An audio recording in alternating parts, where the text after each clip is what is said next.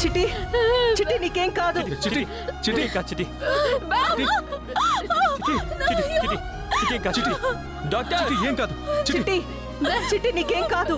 Doctor doctor doctor Chitti Chitti నీకేం కాదు. చిటి చిటి నీకేం కాదు. చిటి హాస్పిటల్కి వచ్చేసాం. కొంచెం ఓర్చుకో చిటి. డాక్టర్ డాక్టర్ డాక్టర్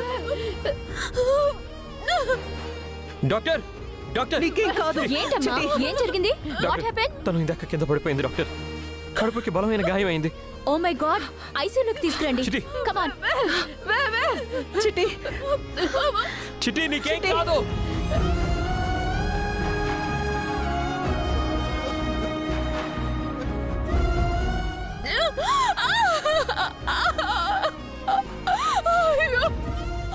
ఊరుకోండమ్మా, ఏం కాదు.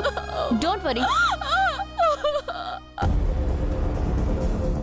కొంచెం ఊరుకోండమ్మా, ఏం కాదు.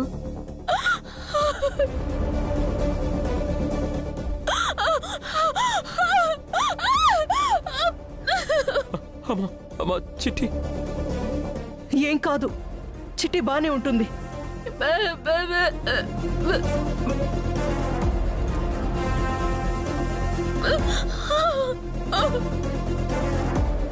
అమ్మా ఆ పోతురాజు గారిని చింతామణిని జైలుకి పంపించి తప్పు పని చేసావమ్మా. ఆ రోజు ఇదే హాస్పిటల్లో వాళ్ళిద్దరిని చంపేసి ఉండాల్సిందే. అవునరా, వాళ్ళిద్దరూ ఇంతకి తెగిస్తారని కాని నా కోడలి కడుపులో పెరుగుతున్న నా మనవరాలికి ప్రాణహాని తలపెడతారని నేనస్సలు ఊహించలేదురా. చెత్త నా కొడుకులు నా బిడ్డని చంపాలనుకుని నా నాగమణిని చంపేశారు.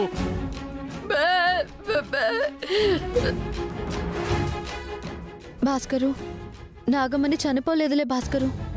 మన మనసులో ఎప్పటికీ బతికే ఉంది. అవును భాస్కర్, నా మనవణ్ణి కాపాడడం కోసం నాగమణి ప్రాణత్యాగం చేసింది. అలాంటి దేవతని మర్చిపోతే మనం మనుషులమే కాదు.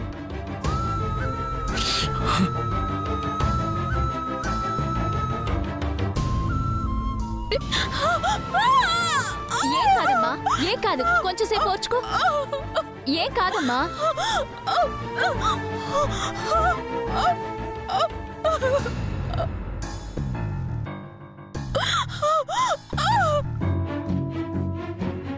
చిట్టమ్మకి ఎలా ఉందో ఏమవుతుందో అని నాకు చాలా భయంగా ఉందమ్మా. ఏం కాదు, నువ్వేం కంగారు పడుకు. కంగారు పడుకు రవి. సిస్టర్ సిస్టర్ మా చిట్టమ్మకి ఎలా ఉంది? సార్, కడుపుకి బలమైన గాయం తగలడం వలన ఆపరేషన్ అయితే తప్ప తల్లి బ్రతుకుతుందో బిడ్డ బ్రతుకుతుందో చెప్పలేదు.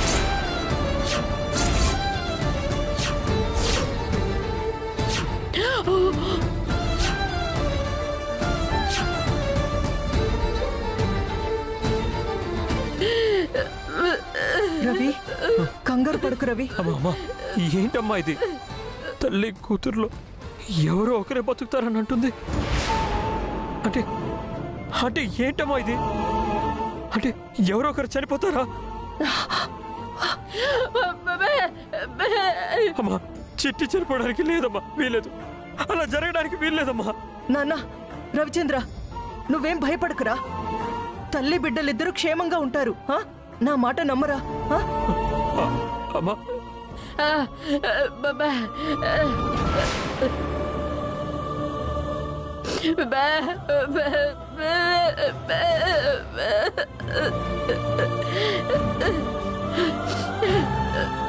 తమ్ముడు, నువ్వేం కంగారు పడకురా. నా మనసు నాకు చెప్తోంది, తల్లి బిడ్డ ఇద్దరు క్షేమంగా ఉంటారు.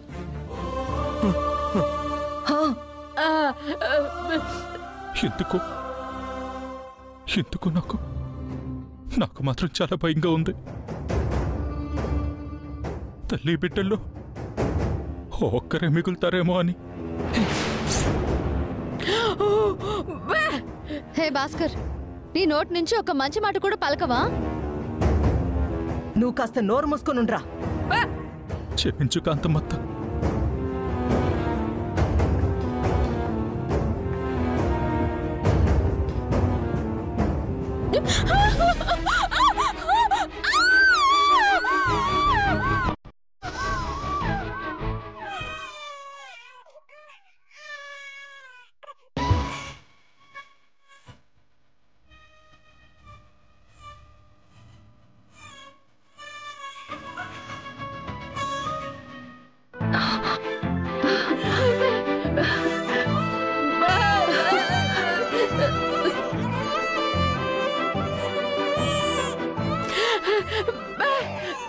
ఒరే రవి,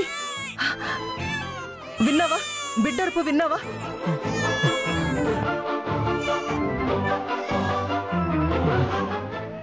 నా చిట్టమ్మ ప్రసవించింది. అయితే నాకు మనవరాలే పుట్టుంటుంది.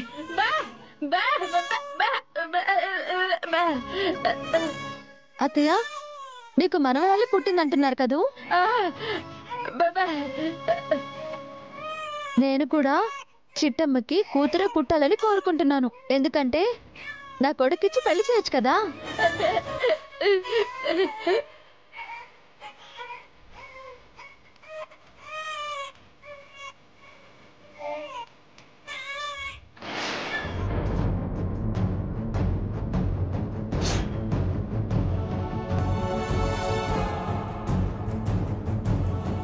బిడ్డ చాలా హెల్దీగా పుట్టింది.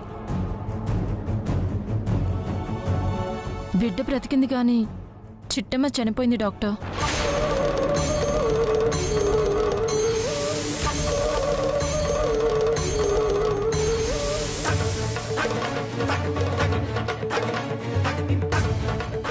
డాక్టర్, చిట్టమ్మ. డాక్టర్, తల్లి బిడ్డ ఇద్దరు క్షేమమేనా?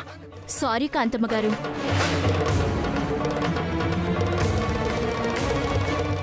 బిడ్డ క్షేమంగానే ఉంది. కానీ తల్లి మాత్రం. అమ్మా, ఏంటి డాక్టర్? ఏంటి డాక్టర్ మీరు అనేది? నా Chittamma, Chittamma she is no more. Sorry.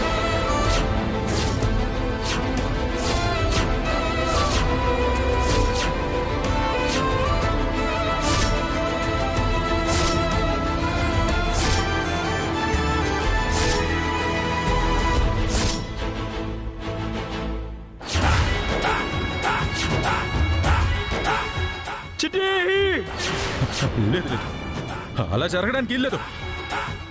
మా చిట్టమ్మ చనిపోవడానికి ఇల్లేదు.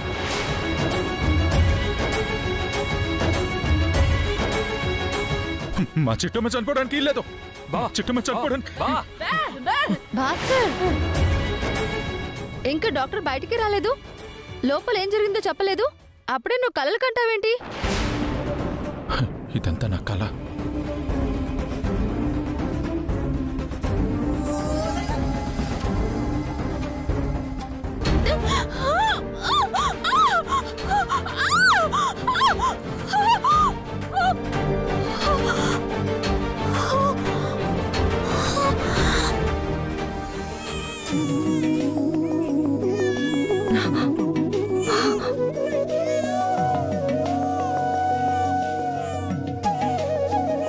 అదిగో బిడ్డరుపు. అవునమ్మా, ఆ అరుపు వింటుంటే నాకు కోడలే పుట్టిందనిపిస్తోంది.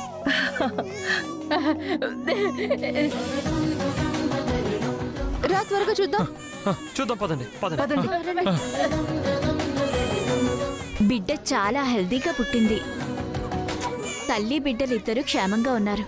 ఇద్దరిని వార్డుకి షిఫ్ట్ చేయండి. అలాగే మేడం.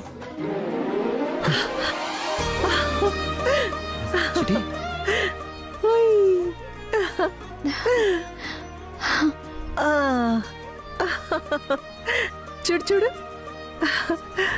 ఓంట్రా, ఓంటి నాన్న, ఓంట్రా నా బంగారు తల్లి, నా వజ్రాల మూట. అచ్చో ఈ నానమ్మ పోలికే.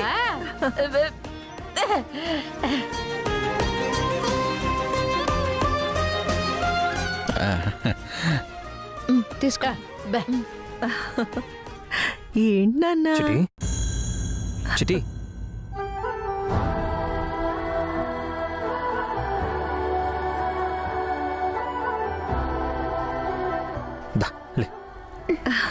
ఇదిగో చూడు చూడు. ఇదిగో అమ్మని చూడు.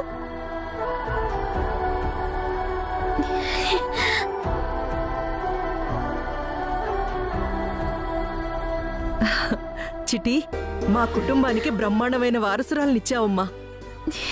ఇదిగో ముమ్మూర్తుల నీ రూపంలో ఉన్న జూనియర్ చిట్టి.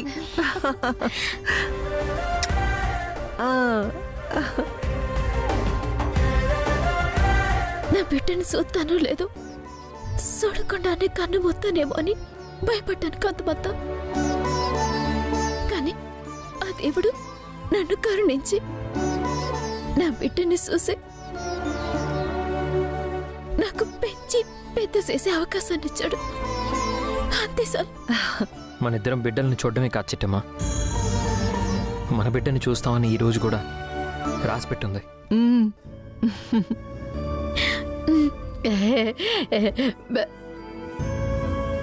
చిట్టమ్మా, పుట్టు బొమ్మ లాంటి మేనకోడలు ఇచ్చావమ్మా. దాంతో పాటే నాకు చిన్న మాట కూడా ఇవ్వాలి. చెప్పొద్దునా? ఎప్పటికైనా సరే నీ కూతురే నా ఇంటి కోడలు అవ్వాలి. నాకు మాట ఇవ్వు చిట్టమ్మా. ఇప్పుడు ఆ మాటలన్నీ అవసరమా? నీకు అవసరం లేదేమో, నాకు అవసరం. నువ్వు చెప్పు చిట్టమ్మా, నీ కూతుర్ని నా ఇంటి కోడల్ని చేస్తావా? నేను కూడా అదే అంటున్నాను. ఈ మాటలన్నీ ఇప్పుడు అవసరమా? అది పుట్టి 10 నిమిషాలు కూడా అవ్వలేదు, అప్పుడే పెళ్లి దాకా వెళ్ళిపోయావు. నాన్న రవిచంద్ర, వెళ్ళి డాక్టర్ గారితో మాట్లాడు. డిశ్చార్జ్ అవుదాం. అలాగే అమ్మా.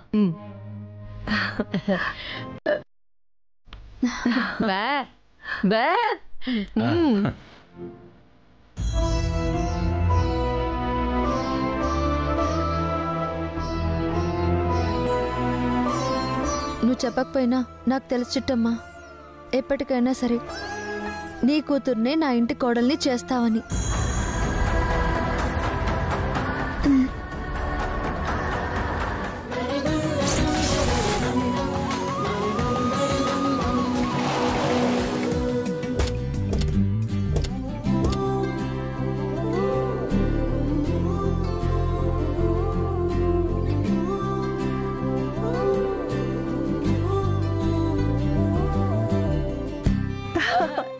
నా బంగారు తల్లిది.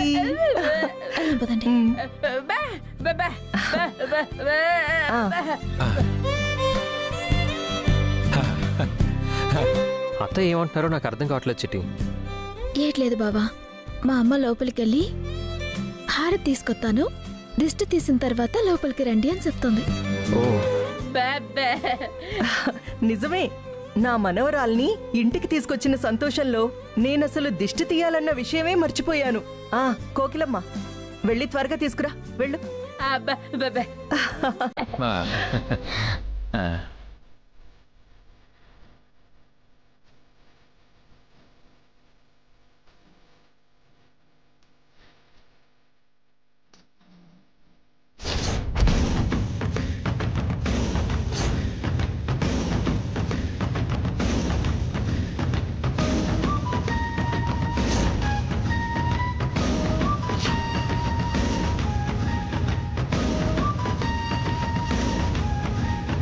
నాన్నా, చూసావా కుటుంబం మొత్తం ఎంత సంతోషంగా ఉందో? అవునే, ఈ సంతోషం అంతా ఆ చిట్టెమ్మకు పుట్టిన బిడ్డ వల్లే వచ్చింది. ఆ బిడ్డనే లేకుండా చేస్తే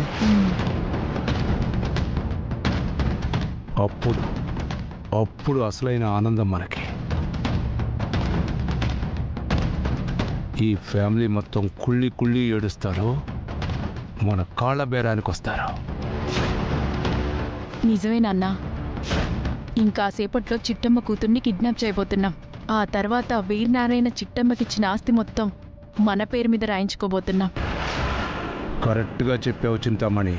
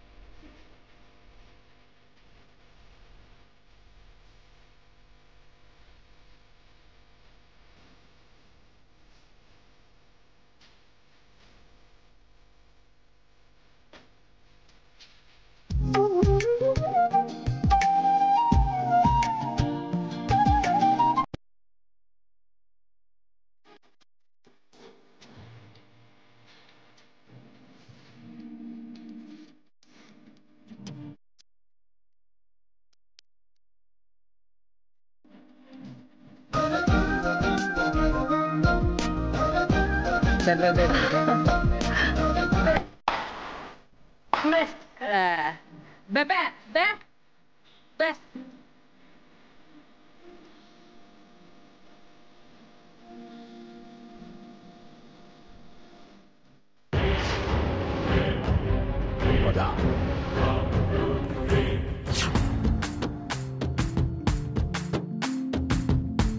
ఇలా ఇవ్వు.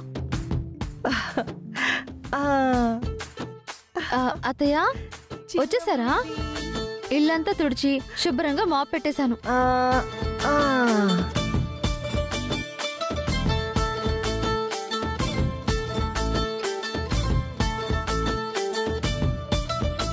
అరెరే, నా బంగారు తల్లి, ఈ నానమ్మ ఆస్తి మొత్తం నీకే. నువ్వు నా కుటుంబంలో పుట్టిన యువరాణివి. సాలే ఆపు కాంతమత్త. నీ నాలిక అసలు నరముందా? ఇంతకు ముందే కదా నీ యావదాస్తిలో సగం నా కొడుక్కి, సగం చిట్టమ్మకు పుట్టబోయే కూతురు కన్నావు. ఇప్పుడేమో ఆస్తి మొత్తం నీ మనవరాలకంటున్నావు. నా కొడుకు అన్యాయం చేస్తావేంటి? అసలు నేనెందుకు ఇవ్వాలి? నువ్వు నీ బాబు సంపాదించుకుంది ఇచ్చుకోండి. పరాయి వాళ్ళ ఆస్తి మీద ఆశపడ్డానికి నీకు సిగ్గులేదు? కాంతమత్త, నీ అంతటా నువ్వే ఇస్తానన్నావు కాబట్టి మా అన్నయ్య ఆశపడ్డాడు, అందుకే అడిగాడు. అందులో తప్పేటుంది. తప్పే చిట్టమ్మా. నా కొడుకు ఇవ్వాలంటే ఆయన కష్టార్జితమో లేక మావయ్య గారి కష్టార్జితమో ఇవ్వాలి, కానీ మా అమ్మ మీద ఆధారపడటం ఏంటి? అది ఆయనకి ఎలా ఉందో ఏమో, కానీ నాకు మాత్రం సిగ్గుచేటుగానే ఉంది. కరెక్ట్గా చెప్పావు నీలాంబరి. నువ్వు అదే మాట మీద నిలబడు. ఏంటి నిలబడేది? అంటే అందరూ కలిసి నా కొడుకు అన్యాయం చేద్దాం అనుకుంటున్నారా? రే అన్నయ్య, నువ్వేటి కంగారు పడకు. కాంతమత్తతో నేను మాట్లాడుతున్నాను కదా. అవును బావా, మొన్న నువ్వు చేసిన పనికి అమ్మ కోపం వచ్చి అలా అంటుంది, గాని లేకపోతే అల్లుడికి ఎందుకు అన్యాయం చేస్తుంది చెప్పు? ఒరేయ్, నాకు వాడి మీద కోపమే లేదురా. మనస్ఫూర్తిగా చెప్తున్నాను. నా ఆస్తి మొత్తం నా మనవరాలికంతే. అమ్మా, అయితే ఇంకా నా కొంపలో ఎందుకు? బయటికి పదండి.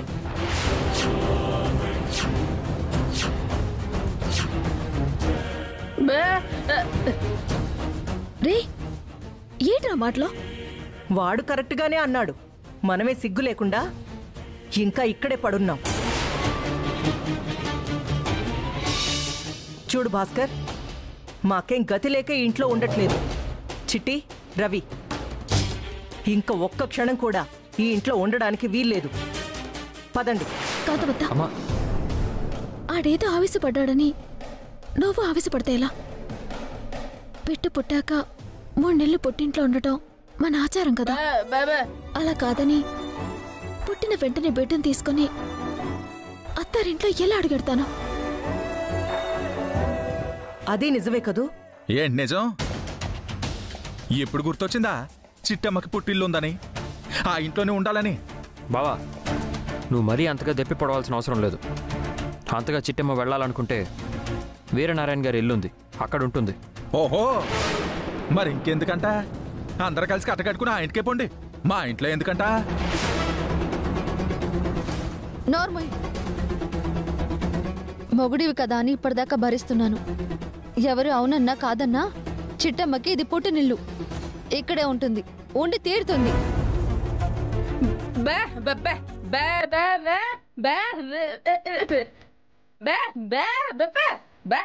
ఎందుకమ్మా అవతల నీ మనవరికి అన్యాయం జరుగుతుంటే ఇంకా అలాగే సపోర్ట్ చేస్తావంటే?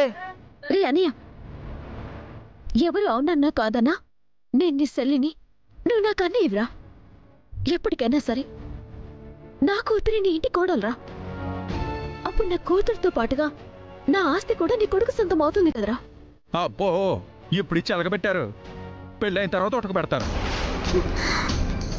పొరపాటున నీ కూతుర్ని నా ఇంటి కోడలుగా తెచ్చుకుంటే ఇదిగా ఈ నీలాంబరే నాకెలాగైతే గౌరవ మర్యాదలు ఇవ్వకుండా తక్కువ చేసి మాట్లాడుతుందో, రేపు నీ కూతురు కూడా నా కొడుకుని అలాగే మాట్లాడుతుంది. నా కంఠంలో ప్రాణం ఉండగా కాంతమ్మ ఇంటి వారసురాల్ని నా ఇంటి కోడలుగా తెచ్చుకోను. నీకో దండం బాబు. నిన్ను అల్లుడిగా తెచ్చుకొని పడిన బాధలు చాలు. మళ్ళీ నీ కొడుకుని నా ఇంటికే అల్లుడిగా తెచ్చుకొని బాధపడే తీరిక ఓపిక మాకు లేవు. చిట్టి, వెళ్దాం పద.